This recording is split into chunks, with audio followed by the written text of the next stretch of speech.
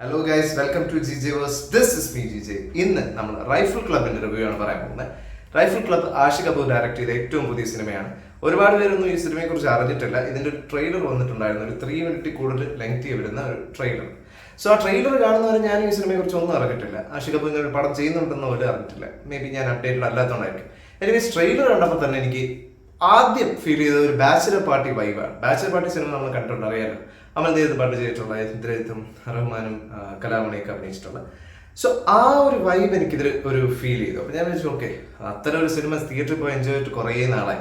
So എന്തായാലും ഒന്ന് കണ്ടു കളയാന്ന് വെച്ചാണ് ഇന്ന് രാവിലെ പോയത്. വലിയ തിരക്കൊന്നും ഇല്ലായിരുന്നു തിയേറ്ററിൽ. എന്തായാലും ഞാൻ പോയി ഫസ്റ്റ് ഷോ തന്നെയാണ് കണ്ടത്. സത്യം പറയാലോ, ഞാൻ ഭയങ്കര ഭയങ്കര ഭയങ്കര ഹാപ്പിയാണ്. കാരണം ഇങ്ങനത്തെ ഒരു സിനിമ നേരിട്ട് തിയേറ്ററിൽ പോയി കണ്ടിട്ട് ഒരുപാട് നാളായി. ഫുൾ എന്റർടൈൻമെന്റ്, അതായത് തുടങ്ങുന്നത് മുതൽ അവസാനം സിനിമ തീരുന്നത്. വളരെ ചെറിയൊരു സിനിമയാണ്, 1 മണിക്കൂർ 55 മിനിറ്റേ ഉള്ളൂ. പക്ഷെ ഫുൾ എന്റർടൈൻമെന്റ് ആണ്. ഈ ഒരു സിനിമ ജേണർ ഇഷ്ടപ്പെടുന്നവർക്ക് മാത്രം, അതായത് ഫോർ എക്സാമ്പിൾ ഈ മറ്റേ ഗൺ ഫൈറ്റ്സ് അല്ലെങ്കിൽ ഒരു ചെറിയ സ്ഥലത്ത് നടക്കുന്ന, വളരെ എൻക്ലോസ്ഡ് ആയിട്ടുള്ള സ്ഥലത്ത് നടക്കുന്ന, വളരെ കുറച്ച് ആളുകൾ തമ്മിലുള്ള ഗൺ ഫൈറ്റും കാര്യങ്ങളും, അങ്ങനത്തെ ഒരു കുറച്ച് ഡാർക്ക് ഹ്യൂമറും ഒക്കെ ഇഷ്ടപ്പെടുന്ന ആളുകൾക്ക് മാത്രമേ ഈ സിനിമ ഇഷ്ടപ്പെടുള്ളൂ.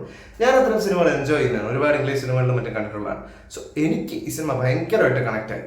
എനിക്ക് ഏറ്റവും ഇഷ്ടപ്പെട്ടത് ഇതിനകത്ത് ദിലീഷ് പോത്തന്റെ ക്യാരക്ടറാണ്. എല്ലാവരും എന്താ പറയുക, ഭയങ്കര റോ ആണ്. ഇങ്ങനത്തെ ഒരുപാട് ആൾക്കാരുണ്ട്, ഇങ്ങനത്തെ രീതിയിൽ സംസാരിക്കുകയും മറ്റുള്ളവരായിട്ട് പെരുമാറുകയും ഇത്തരത്തിൽ ഡീൽ ചെയ്യുകയും ചെയ്യുന്ന ഭയങ്കര എന്താ പറയുക ധൈര്യമൊക്കെ ഉള്ള ഒരുപാട് ക്യാരക്ടേഴ്സ് ഉണ്ട്. പിന്നെ വിജയരാഘവന്റെ ക്യാരക്ടർ, അങ്ങനെ സത്യം പറഞ്ഞാൽ ആഷിഖ് കപൂർ കുറെ നാളിന് ശേഷം, എനിക്ക് തോന്നുന്നു നീല വെളിച്ചമാണ് ലാസ്റ്റ് ചെയ്തതെന്ന് തോന്നുന്നു. അത് ഭയങ്കര ഒരു പരാജയ ചിത്രമായി പോയി. പക്ഷെ അതിൽ നിന്നൊക്കെ ഒരു വമ്പൻ തിരിച്ചു വരവാണ് ഇത്. സത്യം പറഞ്ഞു കഴിഞ്ഞാൽ നമുക്ക് ആഷിഖ് കപൂർ സിനിമയാണെന്നേ തോന്നുന്നില്ല. ഒരു അമൽ നീരദ് സിനിമയുടെ ഒരു ടെംപ്ലേറ്റിൽ ചെയ്തെടുത്തേക്കുന്ന ഒരു പടമാണ്. ബേസിക് സ്റ്റോറിയിലേക്ക് മാത്രം പറയാം. ഒരുപാട് ഇതൊരു കഥ ഇമ്പോർട്ടൻസ് ഉള്ള ഒരു സിനിമയൊന്നുമല്ല.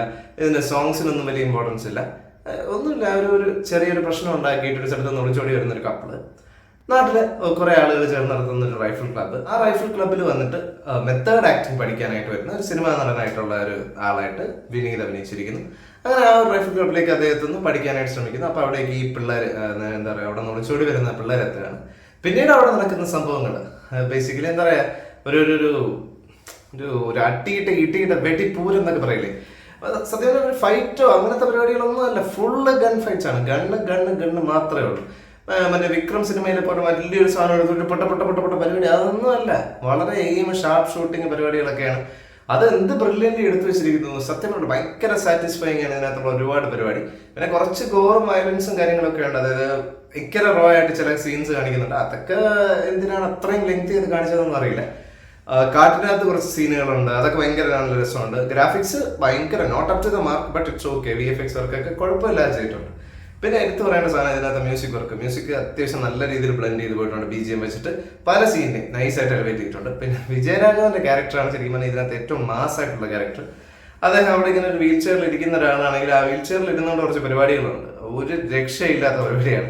പിന്നെ ഇതിനകത്ത് ഡയലോഗ്സ് ഒക്കെ എല്ലാവർക്കും, ഈച്ച് ആൻഡ് എവരി ക്യാരക്ടർ. വാണി വിശ്വനാഥ് എത്രയോ നാളിന് ശേഷമാണ് അവരെ ഇങ്ങനത്തെ ഇത്രയൊരു ഇമ്പാക്ട്ഫുൾ ആയിട്ടുള്ള ഒരു കുറെ പേര് കൊണ്ടുവന്നിട്ട് മാസാക്കാനൊക്കെ ശ്രമിച്ചിട്ടുണ്ട്.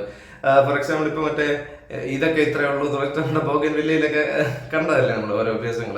സ്ത്രീ ശാക്തീകരണം എന്നൊക്കെ പറഞ്ഞ പല സിനിമകളിലും പല അഭ്യാസങ്ങളും കാണിച്ചിട്ടുണ്ടെങ്കിലും ഇതിനകത്ത് പറയാതെ തന്നെ പറഞ്ഞിട്ടുണ്ട്.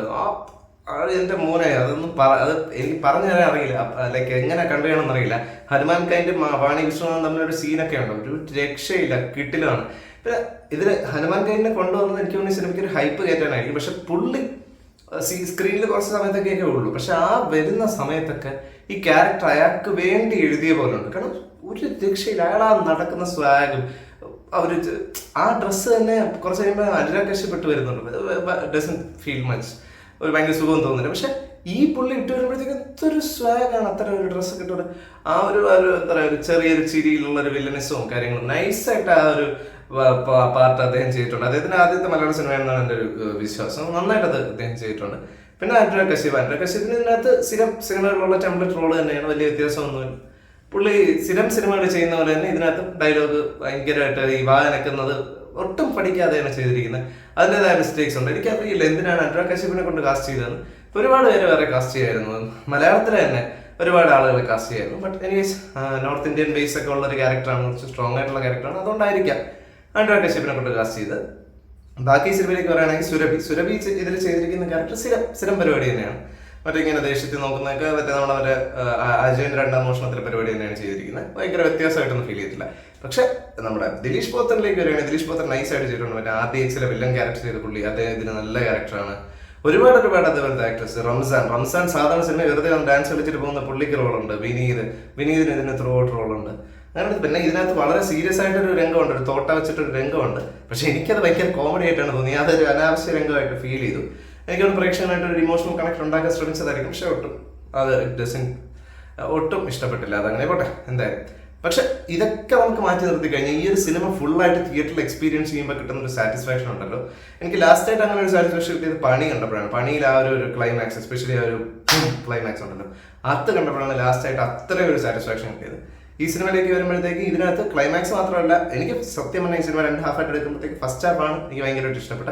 ആ സ്റ്റോറി സെറ്റ് ചെയ്ത് വെക്കുന്നത്, ഇങ്ങനെ ഒരു ബിൽഡിംഗ് ഉണ്ട്, ആ ബിൽഡിംഗ് ആണ് എനിക്ക് ഏറ്റവും ഇഷ്ടപ്പെട്ടത്. പിന്നെ സെക്കൻഡ് ഹാഫും കൊള്ളാം, ഫുള്ളി എൻഗേജിങ് പരിപാടികളൊക്കെയാണ്. എന്നാലും എനിക്ക് ഫസ്റ്റ് ഹാഫാണ് എന്റെ പേഴ്സണലായിട്ട് എനിക്ക് ഭയങ്കരമായിട്ട് ഇഷ്ടപ്പെട്ടത്.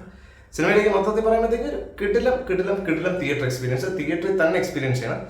എത്തരം പ്രേക്ഷകർ അടിപൊളി ഈ വെടിപ്പടങ്ങളുണ്ടല്ലോ, അടികിട്ടി അങ്ങനത്തെ ഒരു ഫുൾ ആക്ഷൻ പടങ്ങളൊക്കെ കണ്ട് കുറച്ച് ഡാർക്ക് ഹ്യൂമറൊക്കെ കേട്ട് അങ്ങനത്തെ രീതിയിൽ ചിരിക്കാൻ, ഫ്രണ്ട്സൊക്കെ ആയിട്ട് വൈബ് ചെയ്യാം, കൈയടിക്കാനുള്ള സീനുകൾ ഇഷ്ടം പോലെയുണ്ട്. പിന്നെ അറിയില്ല, ഞാനിരുന്ന് കണ്ട ക്രൗഡ് അത്യാവശ്യം നല്ല ലൈവ്ലി ആയിരുന്നു. അതുകൊണ്ടാണ് മിക്ക സീനുകൾക്കും കൈയടിയും കാര്യങ്ങളൊക്കെ ഉണ്ടായിരുന്നു. നിങ്ങൾ പോകുമ്പോൾ അത്രയും ഒരു ലൈവ്ലി ക്രൗഡ് അല്ലെങ്കിൽ എത്രമാത്രം നിങ്ങൾക്ക് കണക്ട് ആവുമെന്ന് എനിക്കറിയില്ല. ഇതിൻ്റെ അകത്ത് ശരിക്കും എൻജോയ് ചെയ്യാനുള്ള ഒരുപാട് പരിപാടികൾ ചെയ്തു വെച്ചിട്ടുണ്ട്. ആഷിഖ് കപൂറിന് എന്താ പറയുക, ഒരു കംബാക്ക് എന്ന് തന്നെ പറയാം, നൈസായിട്ട് അത് ചെയ്തു വെച്ചിട്ടുണ്ട്. ദിലീഷ് പോത്തനെയൊക്കെ കൊണ്ട് ഇത്രയും ഒരു മാസ് റോളൊക്കെ പുൾ ഓഫ് ചെയ്യാൻ പറ്റും ഞാൻ ഒരിക്കലും എക്സ്പെക്ട് ചെയ്തില്ല. നൈസായിട്ട് വന്നിട്ടുണ്ട്. എല്ലാവരും ഈച്ച് ആൻഡ് എവറി ആക്ടേഴ്സ് നല്ല സൂപ്പർബായിട്ട് പെർഫോം ചെയ്തിട്ടുണ്ട്. സോ നിങ്ങൾ ഈ സിനിമ ഒന്ന് തിയേറ്ററിൽ പോയി കണ്ടു നോക്കുക. ഇത്തരം സിനിമകൾ ഇഷ്ടമാണെങ്കിൽ, അതായത് മറ്റേ ഈ ഹോളിവുഡ് സിനിമകളിലൊക്കെ കാണുന്ന പോലെ ഒരു ചെറിയ സ്ഥലത്ത് നടക്കുന്ന, ഒരു രാത്രി കൊണ്ട് നടക്കുന്ന കുറച്ച് സംഭവങ്ങൾ, ഭയങ്കര എൻഗേജിംഗ് ആയിട്ടുള്ള പരിപാടികളൊക്കെ ഇഷ്ടമാണെങ്കിൽ, വരത്തനിലൊക്കെ ഉള്ള പോലത്തെ സാധനങ്ങളൊക്കെയാണ് ഇതിനകത്ത്. അതൊക്കെ ഇഷ്ടമാണെങ്കിൽ നിങ്ങൾക്ക് ഉറപ്പായിട്ട് ഈ സിനിമ ഇഷ്ടപ്പെടും, 100% ഗ്യാരണ്ടി. സോ നിങ്ങൾ ഈ സിനിമ കണ്ടവരാണെങ്കിൽ നിങ്ങളുടെ അഭിപ്രായങ്ങൾ ചിലപ്പോൾ എനിക്ക് അഗൻസ്റ്റ് ആയിരിക്കും, അല്ലെങ്കിൽ ഞാൻ പറഞ്ഞതിന് അത് അനുകൂലിക്കുന്നതായിരിക്കും. എന്ത് തന്നെയായാലും അത് കമന്റ് ബോക്സിൽ രേഖപ്പെടുത്തുക. വീഡിയോ ഇഷ്ടപ്പെട്ടെങ്കിൽ ലൈക്ക് ചെയ്യുക, ഫ്രണ്ട്സിനും ഫാമിലിക്കും എല്ലാവർക്കും വീഡിയോ ഒന്ന് ഷെയർ ചെയ്ത് കൊടുക്കുക. ജിജവസ് എന്ന് പറഞ്ഞ എൻ്റെ ഈ ചാനൽ ഒന്ന് സബ്സ്ക്രൈബ് ചെയ്യുക. ബെൽ ബട്ടണും കൂടെ എനേബിൾ ചെയ്ത് കഴിഞ്ഞാൽ ഞാൻ അപ്ലോഡ് ചെയ്യുന്ന വീഡിയോസൊക്കെ അപ്പോൾ നിങ്ങൾക്ക് നോട്ടിഫിക്കേഷൻസ് ആയിട്ട് കിട്ടും. മറ്റൊരു വീഡിയോ കാണാം. അതൊരിക്കൽ me Jiji signing off. By.